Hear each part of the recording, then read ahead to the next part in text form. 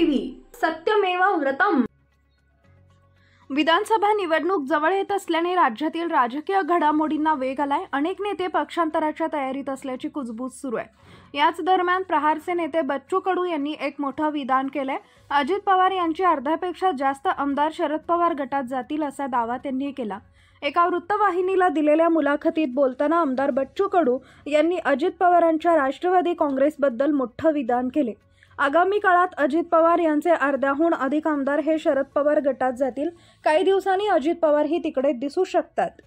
त्यांना कुणीही अडवलेलं नाही। शेवटी हे राजकारण आहे। कधी कुणाच्या पारड्यात जाऊन बसायचं आणि कुणाबरोबर राहायचा हा ज्यांचा त्यांचा निर्णय आहे असं बच्चू कडू म्हणाले। महायुती सरकारबद्दल बोलताना बच्चू कडू म्हणाले, 3 पक्षांचं सरकार आहे। शेवादाची लढाई तर होणारच आहे। भाजप म्हणते की लाडकी बहीण योजना आम्ही आणली, शिंदे गट म्हणतो आम्ही आणली, अजित पवारांचा पक्ष ही ती योजना आम्ही आणली असं म्हणत आहे। पण योजना कुणी आणली हे त्यांनाच ठरवायचंय। लोकांनाही वाटतंय अजित पवार जाऊ शकतात। ओपिनियन पोलचा कौल काय?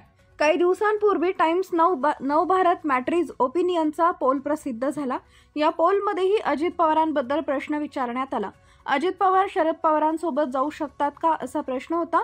त्यावर 43% लोकांनी अजित पवार शरद पवारांसोबत जाऊ शकतात असे मत नोंदवले, तर 33% लोकांनी जाणार नाही असं म्हटलं होतं। 22% लोकांनी याबद्दल साशंक असल्याचं मत नोंदवलं होतं। अजित पवार आणि शरद पवार एकत्र येणार असा दावा मनसे अध्यक्ष राज ठाकरे राष्ट्रवादी काँग्रेसमधील फुटीपासून सातत्यानं करत आहेत।